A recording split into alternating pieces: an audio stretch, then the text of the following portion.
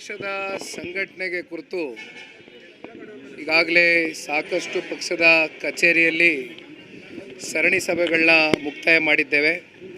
ಇವತ್ತು ವಿಶೇಷವಾಗಿ ನಮ್ಮ ತುಮಕೂರು ಜಿಲ್ಲೆಗೆ ಸಂಬಂಧಪಟ್ಟಂತೆ ಇಡೀ ರಾಜ್ಯದಲ್ಲಿ ಇವತ್ತು ಏನು ಸದಸ್ಯತ್ವ ನೋಂದಣಿ ಹಾಗೂ ಬೂತ್ ಕಮಿಟಿ ರಚನೆ ಆಗಬೇಕು ಅಂತಕ್ಕಂಥದ್ದು ಚರ್ಚೆಗಳು ಪ್ರಾರಂಭ ಆಗಿದೆ. ಅವೆಲ್ಲವೂ ಕೂಡ ಈಗಾಗಲೇ ಹೋಮ್ವರ್ಕು ತಯಾರಿಗಳನ್ನ ಮಾಡ್ಕೊಂಡಿದ್ದೇವೆ. ಆ ಹಿನ್ನೆಲೆಯಲ್ಲಿ ಇವತ್ತು ಭೇಟಿಯನ್ನು ಕೊಟ್ಟಿದ್ದೇವೆ.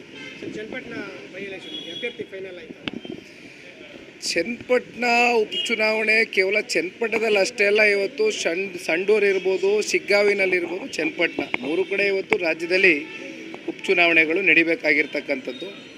ಹಾಗಾಗಿ ಸಾಕಷ್ಟು ಈಗಾಗಲೇ ಅಭಿಪ್ರಾಯಗಳು ವ್ಯಕ್ತವಾಗ್ತಾ ಇದೆ.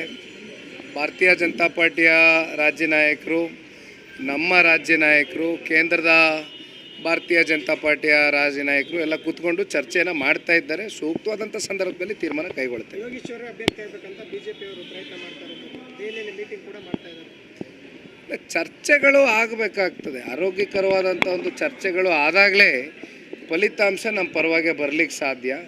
ಆದರೆ ಅಂತಿಮವಾಗಿ ಯಾವುದೇ ಅಭ್ಯರ್ಥಿ ಅಂದರೂ ಕೂಡ NDA ಅಭ್ಯರ್ಥಿ ಆಗಿರ್ತಾರೆ ಅಷ್ಟಂತ ಹೇಳಿ ನೋಡೋಣ. ಬನ್ನಿ, NDA ಅಭ್ಯರ್ಥಿ ಅನ್ನಲ್ಲ, ಇಲ್ಲಿ JDS BJP ಅನ್ನೋ ಪ್ರಶ್ನೆ ಇಲ್ಲ. ನಾವು ಒಟ್ಟಾಗಿದ್ದೇವೆ, ಒಗ್ಗಟ್ಟಾಗಿದ್ದೇವೆ. ಹಾಗಾಗಿ ಇದು NDA ಅಭ್ಯರ್ಥಿ ಆಗುತ್ತೆ ಅಂತಿಮವಾಗಿ. ಲೋಕಸಭೆ ಚುನಾವಣೆ ಬಳಿಕ ಪಕ್ಷಕ್ಕೆ ಇನ್ನಷ್ಟು ಊರು ಬಂದಿರುವಂಥದ್ದು ಯಾವ ಥರ ರೂಪುರೇಷೆ ಮಾಡುವಂಥದ್ದು ಸಭೆಗಳು ಮಾಡ್ತೀರಾ? ರಾಜ್ಯದ ಜನತೆ, ಜನತಾದಳ ಪಕ್ಷ ಹಾಗೂ ಭಾರತೀಯ ಜನತಾ ಪಾರ್ಟಿಯ ಏನು ಇವತ್ತು ಸಮ್ಮಿಲನವನ್ನು ಒಪ್ಪಿದ್ದಾರೆ. 28 ಲೋಕಸಭಾ ಕ್ಷೇತ್ರಗಳಲ್ಲಿ ಅತಿ ಹೆಚ್ಚು ಸಂಸದರನ್ನ ಆಯ್ಕೆ ಮಾಡಿ ಶ್ರೀ ನರೇಂದ್ರ ಮೋದಿಜಿ ಅವರಿಗೆ ಒಂದು ಕೊಡುಗೆಯಾಗಿ ರಾಜ್ಯದ ಜನತೆ ಕೊಟ್ಟಿದ್ದಾರೆ. ಅದರಲ್ಲೂ ನಮ್ಮ ತುಮಕೂರು ಜಿಲ್ಲೆಯಿಂದನೂ ಇವತ್ತೇನು ಸೋಮಣ್ಣವರು ಕೂಡ ಗೆದ್ದಿದ್ದಾರೆ. ಇವತ್ತು MOS ಆಗಿ ಕೆಲಸವನ್ನು ಮಾಡ್ತಾ ಇದ್ದಾರೆ, ಅವರು ಕೂಡ ಮಂತ್ರಿಗಳಾಗಿ.